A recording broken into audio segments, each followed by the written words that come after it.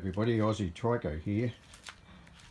Today I want to show you my gt3 Series 2.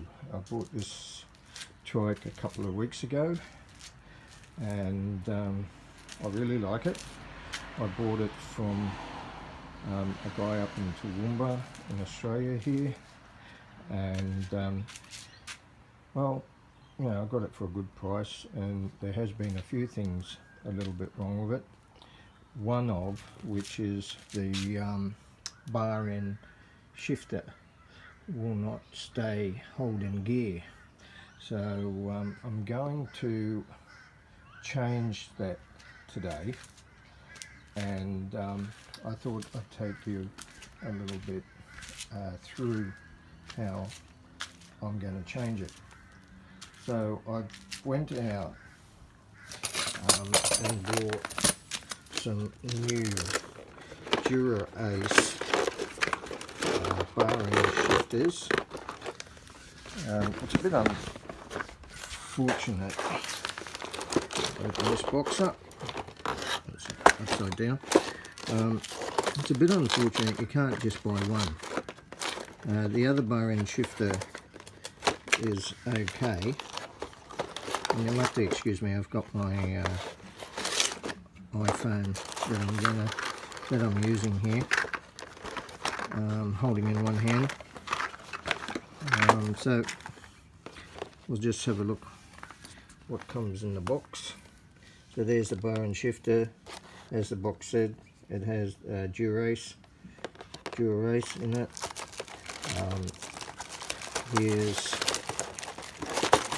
There's a cables in it, couple of cables, and some for normal diamond frame bikes, the little bits that go on the frame, there in the bag. And what else have we got? We've got the plastic things that they put around near the hood for the cables, to guide the cables, and you get the little thingos, which I'm not really sure what they're called, but they go into the bar and shifter anyway. So I'm just going to try and undo this. So I've got my tools here. Need a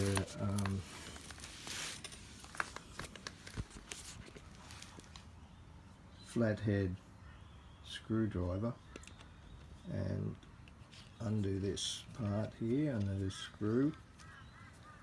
I believe when you take them off that you actually should hold these in place so you can keep it all together.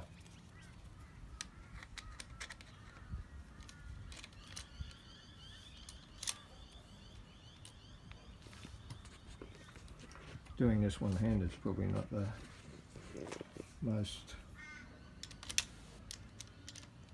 easy way to do it.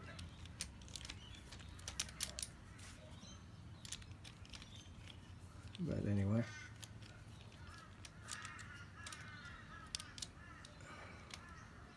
Okay. So I think I'll actually cut that wire, and I do have proper wire cutters actually that I can use just to cut that little end bit off down here, so I can get my, what we call in Australia, a Allen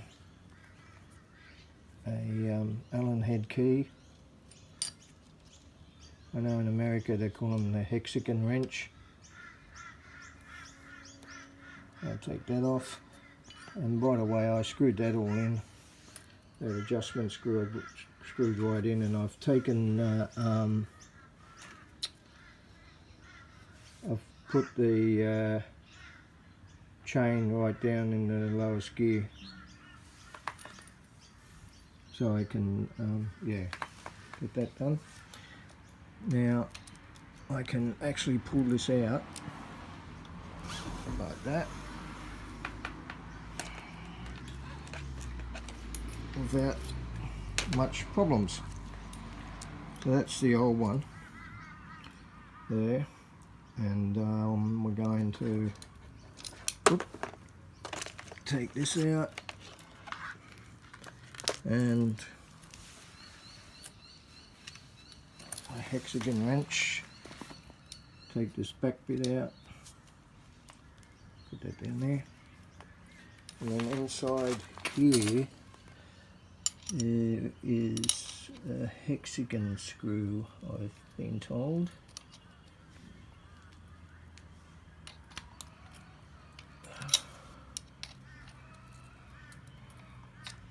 Which I think I need a different hexagon. I need a different Allen head key, which I'll have to try and find. Actually, I thought I had them with me. Oh, there they are. Just over here. There we go. And I still may not have the right one on there. Maybe in my Cycle Cool kit. That might be it there. I thought someone said that you use a 5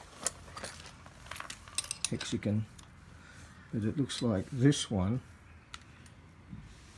Allen head, is actually,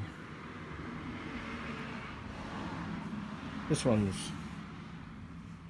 actually a 6, not a 5, and it fits perfectly in there.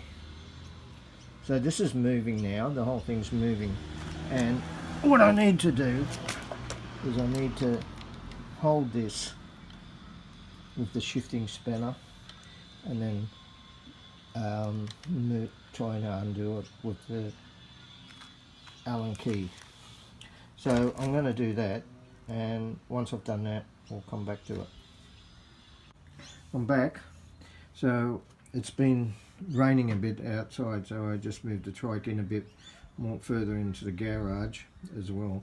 But I've put this on, I've tightened it up with the shifter. Just hold the shifter there, put the Allen head key in and tighten that up. That's all good. I had some new handlebar grips from my mountain bike that I had, and I actually never put them on in the end. I just sold it once I bought a trike. I do like these ones. Greenspeed sell these ones, and they're really nice and comfortable, but I just like something a little bit more colourful. I've got the old one on that side still, where if I ever have to change that one, the 3-speed one, then I'll put the other half on there. So that was quite easy, just sprayed some Windex in it and it just slid on basically, and then put that one back on. So now I've got the cable, and I'm putting a new cable in. I didn't put a new cable cover on. I looked at it and it's pretty good actually, as far as I could see, but I'm going to put some lube on it. I've been told that you actually should put a bit of lube on before you put them in, so I'll just do that. And well, first we'll put the shifter in.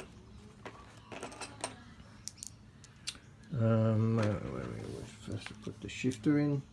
So I've got the little plate. Now you got to make sure that there's a little knob there. If you can see that little knob right there. So that's got this one has to fit. Now where is it? has to fit in there. What, the other side, I think? No, it's that side. So that's got a, yeah, there it is. That bit of that sort of squarey thing fits on. It's got to fit in there like that. So that goes on there. Where did I put my little thing for it?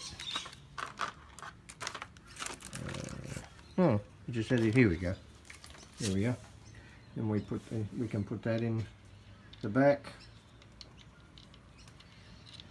like that. Might need to use two hands here again in a minute. Oh, where's the screw? Don't forget the screw.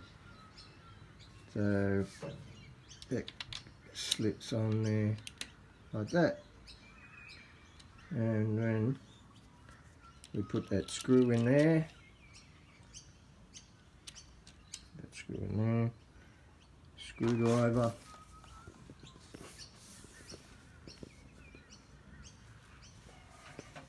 I'm going to have to put this down for a bit to use two hands. So now I've put the lube on the cable, and I've put actually the cable in, and it has come out the other end. That's always a good thing to do, have it come out the other end, otherwise we'll be a bit worried that it didn't come out the other end. You'd wonder where it went to. Okay, so got the lube, done that. I'm going to put the cable on now. Newton meters tightening, but I've actually never done it with a Newton meter ever. And I've never really had a problem.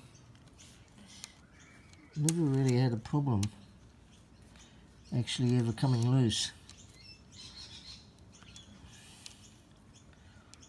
But maybe one day I will buy one of those Newton meter kit thingies. They seem to be quite good, and lots of people these days seem to use them a lot. I have got when I bought it, this derailleur was on it. Seems to be working fairly well until it breaks down and I have to replace it. I'm going to keep using this one, even though it's a lower grade Shimano. I always like to have good components. I like the Shimano, and next time I'll put maybe a Dura-Ace or a 105. 105 is a good workhorse for derailleurs. So now I need to stretch that and tighten it up a bit. So I've tightened that Allen head screw up, and I want to cut this off and put this little cap on the end so it doesn't fray. I actually got a proper cable cutter, and I quite like to leave. Some people may think it's too much, but I quite like to leave about that much in length and give it a nice good cut like that, and then I just put that on. Oh, it's been starting to rain again. And then get the pliers and squish that on. Whoa, it flew off. Doesn't matter. I should use my other ones actually. These ones don't have a crimping. Lucky I have a spare one, so I just crimp that on there like that. And that's it. That shouldn't get in the way of anything. So that's it. Well, that's all there is to that. I'll check to see everything will be working all right soon. But that was quick and simple and quite easy to do.